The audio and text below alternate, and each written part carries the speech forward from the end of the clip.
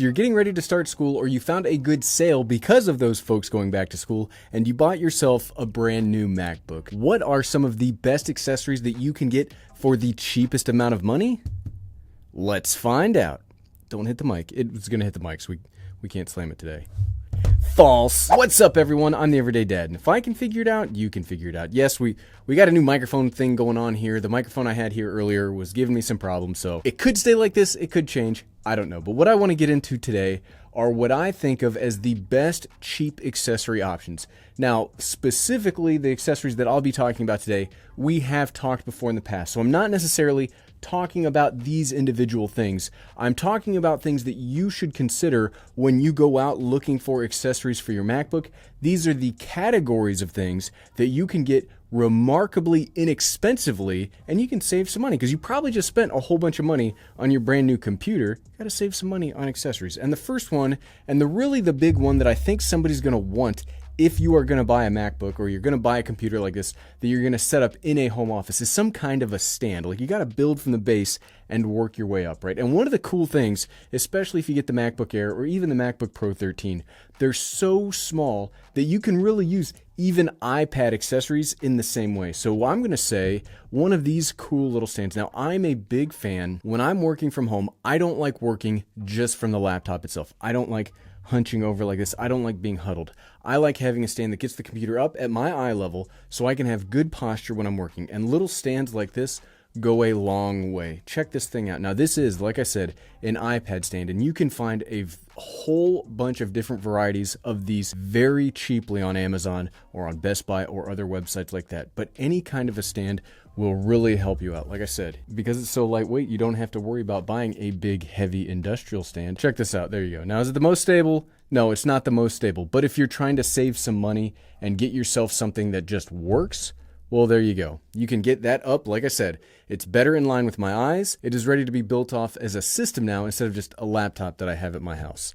You could also get something, if you're going to plug this into an external monitor, you could get something more akin to a stand like this. I've been using this for a very long time, since my MacBook Pro 16. This is called a Book Arc from a company called 12 South. I'm not even sure if this company's still in business, but it's just this neat little stand where you set your MacBook right like that. You can also find these for ridiculously cheap online because, look, it's just a piece of metal and a piece of rubber. I bet you could 3D print something like this or just make something very similar to this, and that would save you all sorts of money. But yeah, you just set your laptop in there, then you can plug all your accessories into it. When you're done, you just pick it up, take it out, you're good to go. So yes, the first category I would say that you can get the cheapest are stands, and I'm a huge recommender of stands for laptops.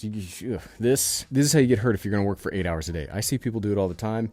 Does not look very comfortable. The next place I think you can save some money is on keyboards. Yes, there are very expensive keyboards like the Apple Magic Keyboard, the Logitech MX Master Keys, stuff like that. Or you can get something like this very cheap travel keyboard. This is from a company called Omaton, but again, you can find all sorts of different varieties out there. This keyboard and others like it will give you that same kind of capability where you don't have to be hunched over a laptop. I very much like keyboards. You could probably tell from watching my videos how much I like keyboards. But even the cheapest, like this is the dirt cheapest keyboard that you can find. It will connect via Bluetooth. The keys are pretty good. They're pretty crisp. Testing 1, 2, 3. You can see it turns on with just a click of a button.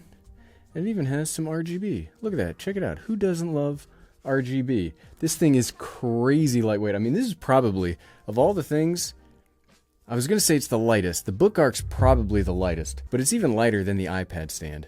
A keyboard like this, you just chuck it in a bag, take it with you, and you've always got it with you. So good. Now, part of that, if you're going to try to get a holistic working environment where you've got your computer set up in a stand, you've got your budget keyboard, you could also get a budget mouse. I always have a mouse with me. It doesn't matter what I'm doing. If I have a computer, I will have a mouse with me, just because I personally don't like using trackpads all that much. Yes, Apple computers have the best trackpad, so if there was a laptop that I was going to switch and just start using the trackpad, it would be the MacBook. I always prefer to have a mouse.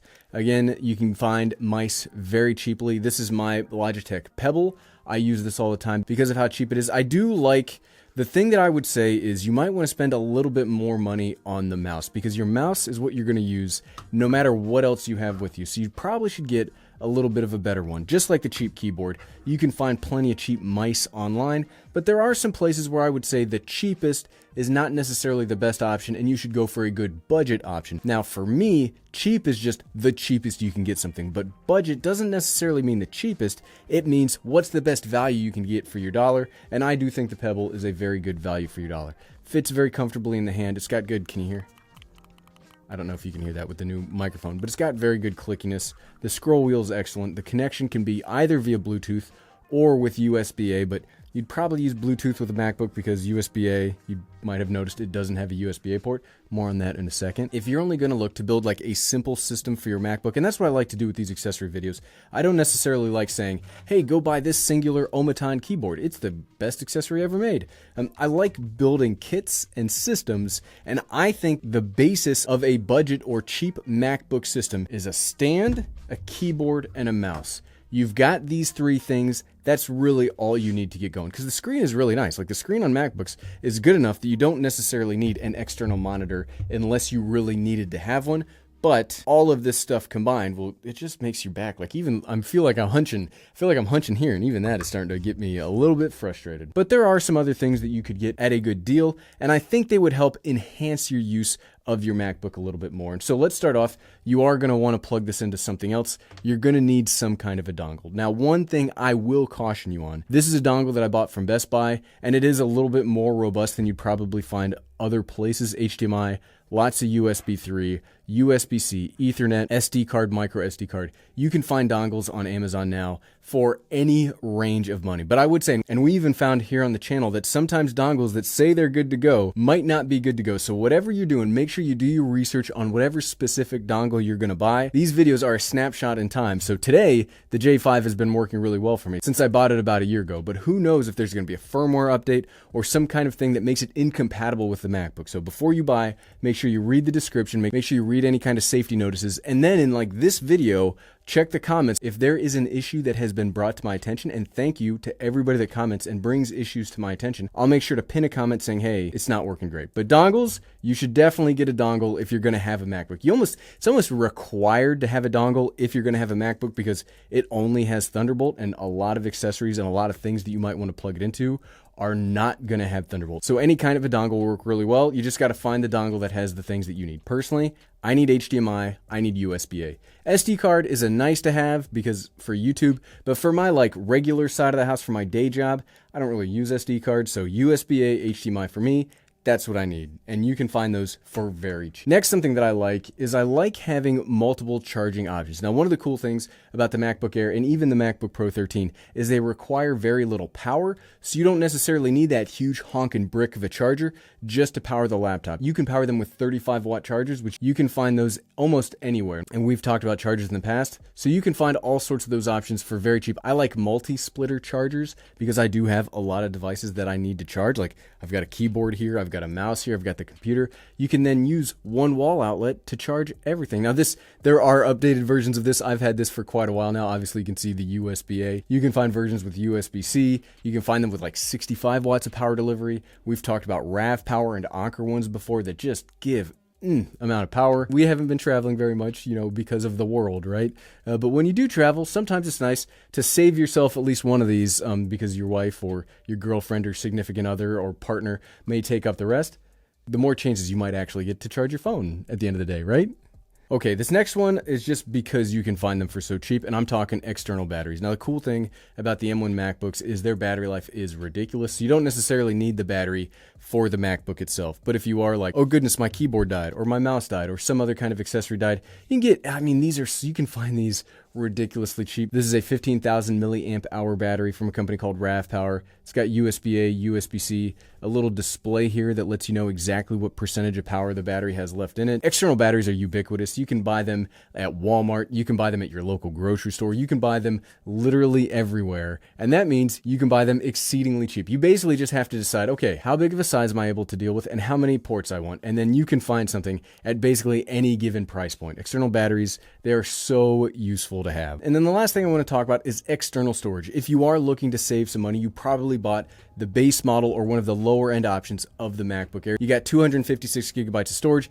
If that's not enough and you don't want to do something like get an iCloud or Google Drive or some other kind of cloud-based service, you can always get external storage. Now, one of the things that I will say, you could get something like an external solid-state drive, but external solid-state drives can be more expensive than other options. This is a 500 gigabyte Samsung T5 drive, which I've had for a very long time. It is very robust, and because it's a solid-state drive, it doesn't have like little spinning things inside of it. It reads, it writes faster, but it will be a little more expensive. So I say this because these are kind of like the hotness, but they're not the only option out there. So if you are trying to save some money, you can get something like a traditional spinning disk hard drive. Now, I wouldn't necessarily get one of these if you're trying to have files that you need to like edit off of or work off of on your computer. Unless you have something like an Excel sheet or stuff like that, these are fine, but then those don't take up very much room anyway. So if you have like family photos, stuff like that, and you just need bulk storage, you can get spinning drives for very cheap. Now, one thing I would say,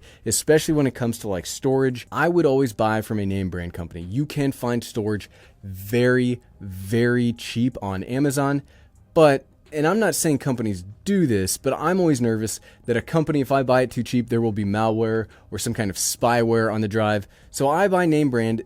It doesn't perfectly save you from having that happen, but it makes me feel a little bit better. You don't have to buy the standard YouTuber LaCie drive that literally every YouTuber has at least one or two of these things, but you can get just a regular spinning drive, save some money, get your external storage, and be good to go. So yeah, this would be the system of accessories that I would buy for the cheapest if you have just bought your first MacBook for school or for other reasons. You gotta have a stand, you gotta have a keyboard, you gotta have a mouse, then you gotta have a way to plug into the MacBook. You may need some external storage, and you might need to charge some of those extra devices. So these are all the cheap kind of accessories that I would recommend. But did I miss any? What are some cheap accessories? Not necessarily specific accessories, but what are cheap types of accessories that you all think somebody should get if they just bought their very first MacBook? Let me know in the comments below, because I'm sure there will be folks looking there. And if you like this video and you would like to see my whole series on accessories for all sorts of technology, you can find it by clicking right here. Click, click, click, click, click, click, click.